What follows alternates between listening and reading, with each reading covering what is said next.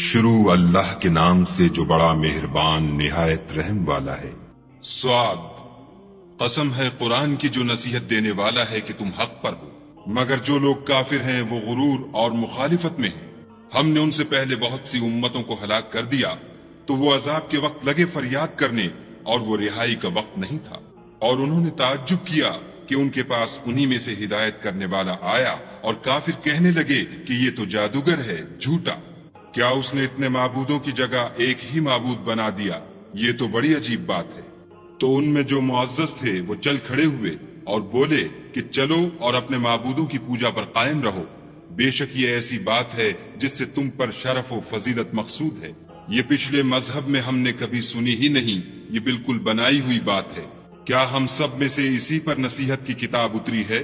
نہیں، بلکہ یہ میری نصیحت کی کتاب سے شک میں ہیں، بلکہ انہوں نے ابھی میرے عذاب کا مزہ نہیں چکھا۔ کیا ان کے پاس تمہارے پروردگار کی رحمت کے خزانے ہیں جو غالب اور بہت عطا کرنے والا ہے؟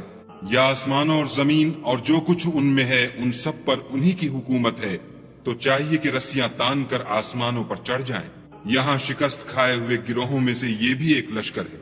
ان سے پہلے نوح کی قوم اور عاد اور میخوں والا فرعون اور اس کی قوم کے لوگ بھی جھٹلا چکے ہیں، اور سمود اور لوط کی قوم اور بن کے رہنے والے بھی یہی وہ گروہ ہیں۔ ان سب نے پیغمبروں کو جھٹلایا تو میرا عذاب ان پر آ واقع ہوا، اور یہ لوگ تو صرف ایک زور کی آواز کا جس میں شروع ہوئے پیچھے کچھ وقفہ نہیں ہوگا انتظار کرتے ہیں، اور کہتے ہیں کہ اے ہمارے پروردگار ہم کو ہمارا حصہ حساب کے دن سے پہلے ہی دے دے۔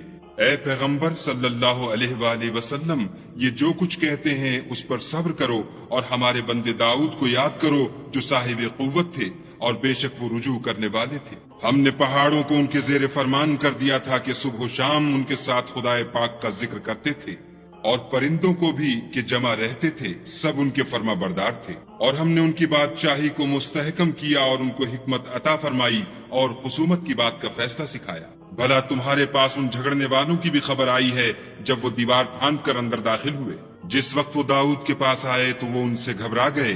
انہوں نے کہا کہ خوف نہ کیجیے، ہم دونوں کا ایک مقدمہ ہے کہ ہم میں سے ایک نے دوسرے پر زیادتی کی ہے، تو آپ ہم میں انصاف سے فیصلہ کر دیجیے اور بے انصافی نہ کیجیے گا، اور ہم کو سیدھا رستہ دکھا دیجیے۔ کیفیت یہ ہے کہ یہ میرا بھائی ہے، اس کے ہاں 99 دمبیاں ہیں اور میرے پاس ایک دمبی ہے۔ یہ کہتا ہے کہ یہ بھی میرے حوالے کر دے، اور گفتگو میں مجھ پر زبردستی کرتا ہے۔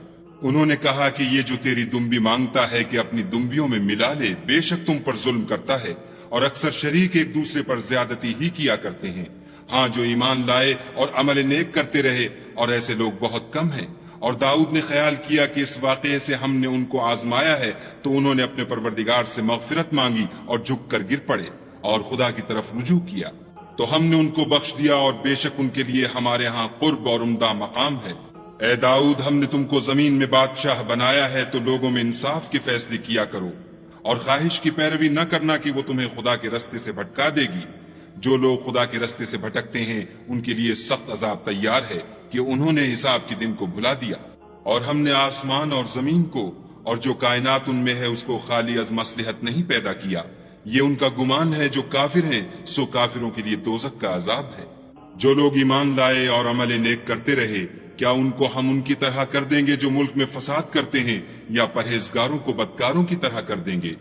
یہ کتاب جو ہم نے تم پر نازل کی ہے بابرکت ہے، تاکہ لوگ اس کی آیتوں میں غور کریں اور تاکہ اہل عقل نصیحت پکڑیں۔ اور ہم نے داؤد کو سلیمان عطا کیے، بہت خوب بندے تھے، اور وہ خدا کی طرف رجوع کرنے والے تھے۔ جب ان کے سامنے شام کو خاصے کے گھوڑے پیش کیے گئے تو کہنے لگے کہ میں نے اپنے پروردگار کی یاد سے غافل ہو کر مال کی محبت اختیار کی، یہاں تک کہ آفتاب پردے میں چھپ گیا۔ بولے کہ ان کو میرے پاس واپس لاؤ۔ پھر ان کی ٹانگوں اور گردنوں پر ہاتھ پھیرنے لگے، اور ہم نے سلیمان کی آزمائش کی اور ان کے تخت پر ایک دھڑ ڈال دیا۔ پھر انہوں نے خدا کی طرف رجوع کیا اور دعا کی کہ اے پروردگار مجھے مغفرت کر، اور مجھ کو ایسی بادشاہی عطا کر کہ میرے بعد کسی کو شایع نہ ہو، بے شک تو بڑا عطا فرمانے والا ہے۔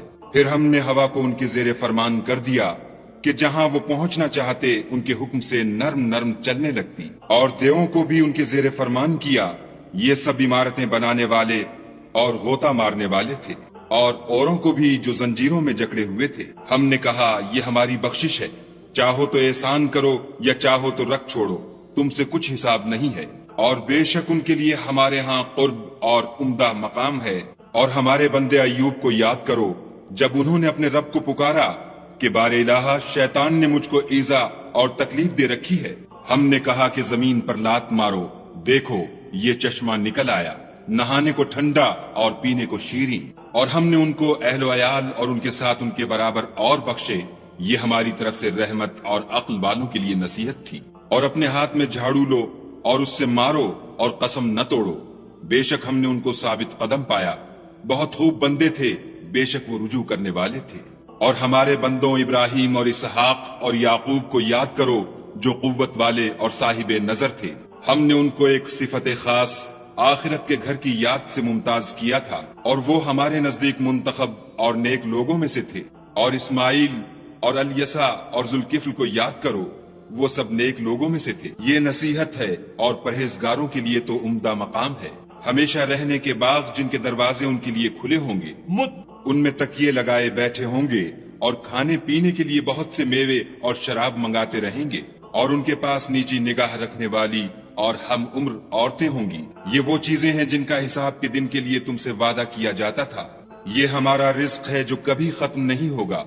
یہ نعمتیں تو فرما برداروں کے لیے ہیں اور سرکشوں کے لیے برا ٹھکانہ ہے، یعنی دوزخ جس میں وہ داخل ہوں گے، اور وہ بری آرام گاہ ہے۔ یہ کھولتا ہوا گرم پانی اور پیپ ہے، اب اس کے مزے چکھیں۔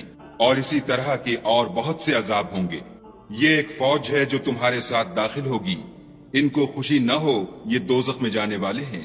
کہیں گے بلکہ تم ہی کو خوشی نہ ہو، تم ہی تو یہ بلا ہمارے سامنے لائے ہو، سو یہ برا ٹھکانہ ہے۔ وہ کہیں گے اے پروردگار جو اس کو ہمارے سامنے لایا ہے اس کو دوزخ میں دونا عذاب دے۔ اور کہیں گے کیا سبب ہے کہ یہاں ہم ان شخصوں کو نہیں دیکھتے جن کو بروں میں شمار کرتے تھے؟ کیا ہم نے ان سے ٹھٹھا کیا ہے یا ہماری آنکھیں ان کی طرف سے پھر گئی ہیں؟ بے شک یہ اہل دوزخ کا جھگڑنا برحق ہے۔ کہہ دو کہ میں تو صرف ہدایت کرنے والا ہوں، اور خدائے یکتا اور غالب کے سوا کوئی معبود نہیں، جو آسمانوں اور زمین اور جو مخلوق ان میں ہے سب کا مالک ہے، غالب اور بخشنے والا۔ کہہ دو کہ یہ ایک بڑی ہولناک چیز کی خبر ہے جس کو تم دھیان میں نہیں لاتے۔ مجھ کو اوپر کی مجلس والوں کا جب وہ جھگڑتے تھے کچھ بھی علم نہ تھا۔ میری طرف تو یہی وحی کی جاتی ہے کہ میں کھلم کھلا ہدایت کرنے والا ہوں۔ جب تمہارے پروردگار نے فرشتوں سے کہا کہ میں مٹی سے انسان بنانے والا ہوں، جب اس کو درست کر لوں اور اس میں اپنی روح پھونک دوں تو اس کے آگے سجدے میں گر پڑنا، تو تمام فرشتوں نے سجدہ کیا مگر شیطان اکڑ بیٹھا اور کافروں میں ہو گیا۔ خدا نے فرمایا کہ اے ابلیس، جس شخص کو میں نے اپنے ہاتھوں سے بنایا اس کے آگے سجدہ کرنے سے تجھے کس چیز نے منع کیا؟ کیا تو غرور میں آ گیا یا اونچے درجے والوں میں تھا؟ بولا کہ میں اس سے بہتر ہوں کہ تو نے مجھ کو آگ سے پیدا کیا اور اسے مٹی سے بنایا۔ کہا یہاں سے نکل جا، تو مردود ہے، اور تجھ پر قیامت کے دن تک میری لعنت پڑتی رہے گی۔ کہنے لگا کہ میرے پروردگار مجھے اس روز تک کہ لوگ اٹھائے جائیں مہلت دے۔ کہا تجھ کو مہلت دی جاتی ہے اس روز تک جس کا وقت مقرر ہے۔ کہنے لگا کہ مجھے تیری عزت کی قسم میں ان سب کو بہکاتا رہوں گا سوا ان کے جو تیرے خالص بندے ہیں۔ کہا سچ ہے اور میں بھی سچ کہتا ہوں کہ میں تجھ سے اور جو ان میں سے تیری پیروی کریں گے سب سے جہنم کو بھر دوں گا۔ اے پیغمبر صلی اللہ علیہ وآلہ وسلم، کہہ دو کہ میں تم سے اس کا صلہ نہیں مانگتا اور نہ میں بناوٹ کرنے والوں میں ہوں۔ یہ قرآن تو اہل عالم کے لیے نصیحت ہے، اور تم کو اس کا حال ایک وقت کے بعد معلوم ہو جائے گا۔ شروع اللہ کے نام سے جو